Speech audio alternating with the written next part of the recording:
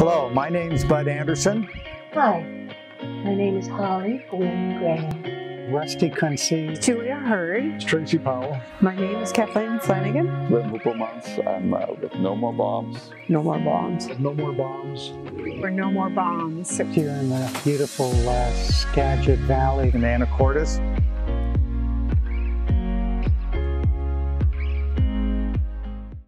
When I was growing up, in my formative years, in the 1960s, I have to say nuclear war terrified me. I didn't know much about history. I didn't know much about dropping the bombs.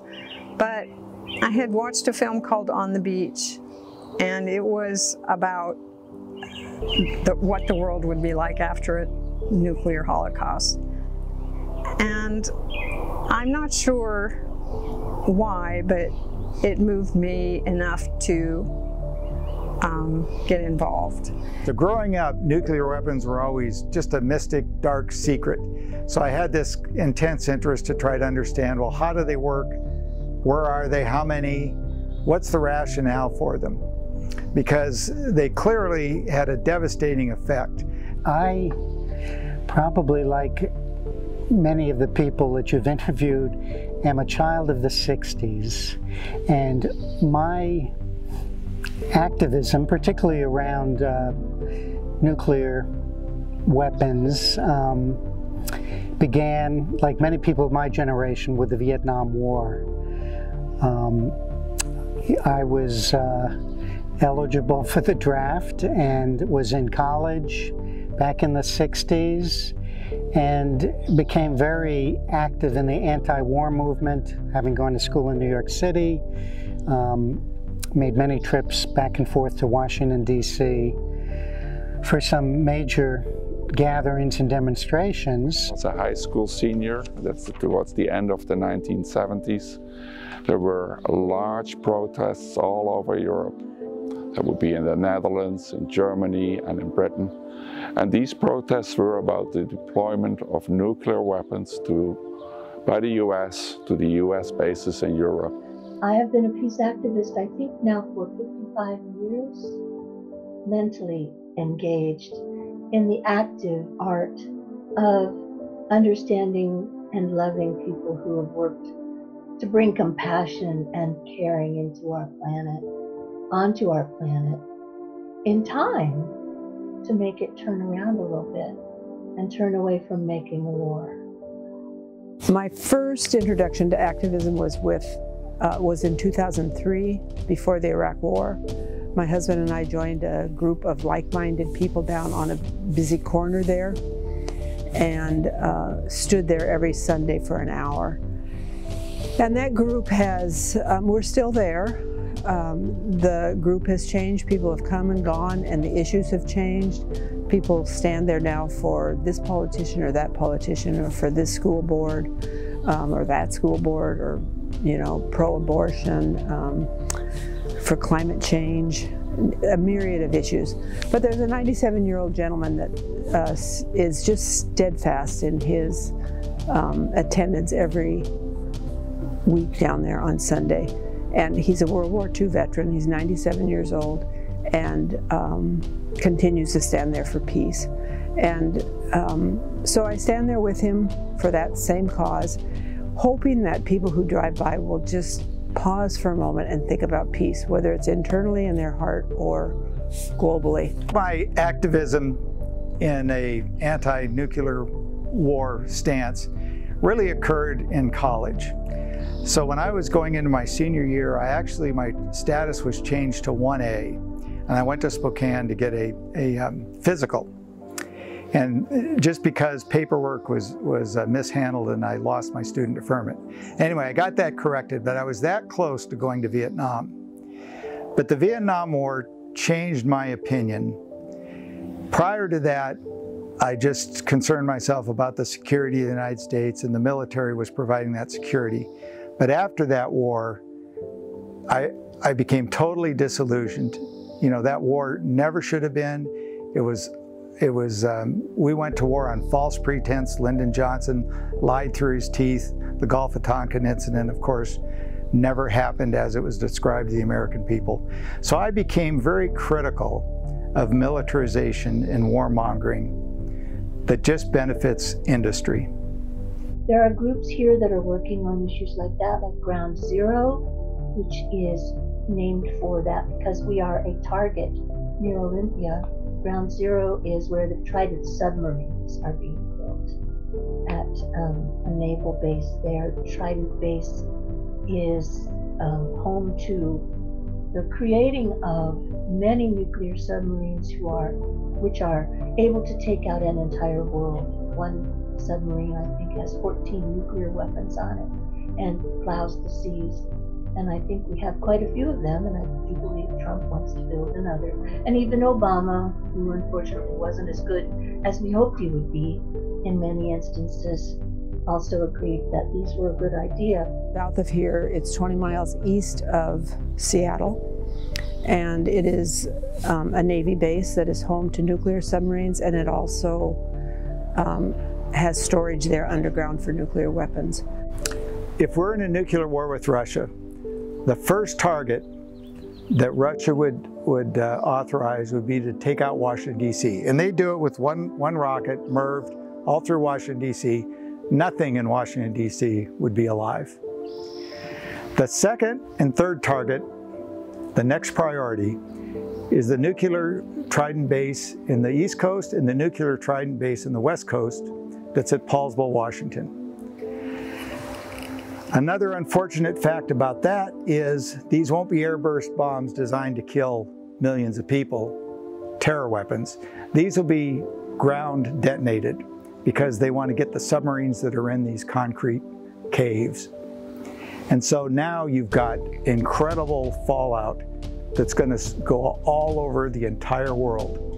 So if you live in Anacortes, Washington, and the wind's blowing like it normally does, it's a matter of days, hours, weeks, seconds before this area is so irradiated, nothing will live.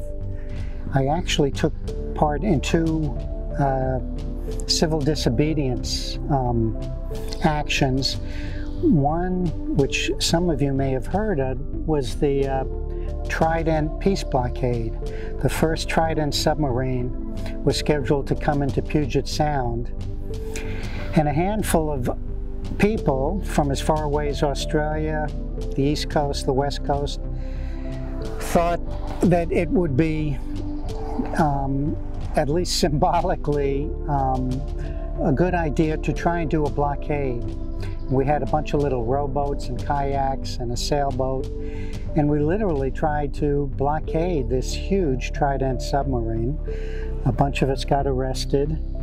We have so many threats. This is just one of many threats, and I want people to remember this. It's in the background all the time. I find it very hard to maintain hope. This is an enormous problem. I get overwhelmed with it very easily. You talk to friends about it and their eyes glaze over, and it's just so big. We really want nuclear abolition. We want nuclear weaponry to be abolished, and we want nuclear power to remain undeveloped. We want nuclear waste to be dealt with in a way that is realistic. And at this stage, nothing really exists to deal with the wastes. Its half-life is thousands of years, meaning it will not be free of radiation ever in the lifetime of the world as I know it or as you know it. I mean, nuclear weapons, as long as we have them, and as long as other countries are trying to get them, it's going to continue to be a threat. And, you know, anything that can limit the proliferation and ideally the elimination of them is something that I think we all should be supporting in whatever way that manifests itself. And then you talk about the people that have been affected by nuclear weapons, the Japanese, the Marshall Islanders where the bombs were tested, Los Alamos, Hanford, all the people downwind from that, downwind from where those bombs were exploded. The cost of nuclear weapons is just too high. That's just the bottom line. Today, we remember Nagasaki and Hiroshima, and let's hope that that list never gets longer.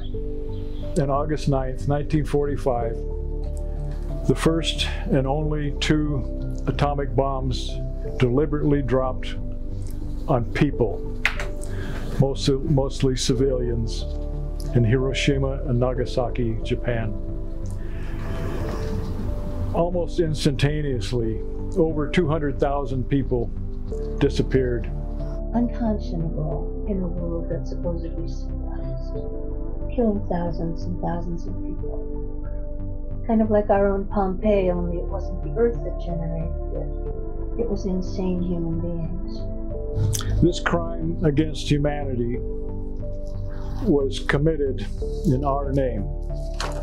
We, the people of the United States, own these bombs, and we own the tragedy that was done to those people in Japan. We have never been charged with any crime. We've never been held responsible. We have never made reparations. We have never even apologized. Isn't it time, after 75 years of denial, to accept responsibility for those bombings, to acknowledge that we as a nation have committed a horrible, immoral crime against humanity? Every victim of those 2 bombs was a person, just like you and me, or your kids and my kids, our parents, our neighbors, just people. They were all members of our human family, our own sisters and brothers, parents and children. We cannot bring them back. We can never pay enough to replace them. What can we do? What must we do? A process of truth and reconciliation is what we can try to do. We can heal the survivors of the bombings and the descendants of them who have suffered pain we cannot even imagine. We must acknowledge our responsibility as Americans. We must apologize to everyone in Japan. And then we must dedicate our lives to preventing this horrible crime from ever being repeated. We must join hands in the cause of nuclear disarmament, here and in every nation on earth, now and forever. We had a chance to disarm. We didn't do it. China and Russia were looking to us, and we didn't do it. So I sang this, and I think I'll share it with you. It's called Abolition Now. We gather here to turn the page, to say farewell to the nuclear age, to the hate and fear, to the mushroom cloud. Our will is this, abolition now. We need to heal, to let love in. Peace is the way, so let's begin. It's one small earth beneath the sun. It's time we learn to live as one. No Star Wars race to arm the skies. Missile defenses, smoke and lies. No Trident subs to plow the seas. Our will is this, abolition please. The Hibakusha who live in pain, we promise them never again. We work to end the fog of war. We won't forget what we're here for life on earth and life to come. we'll find a way to live as one. The spear of war becomes the plow. Our will is this, abolition now. Our will is this, abolition now.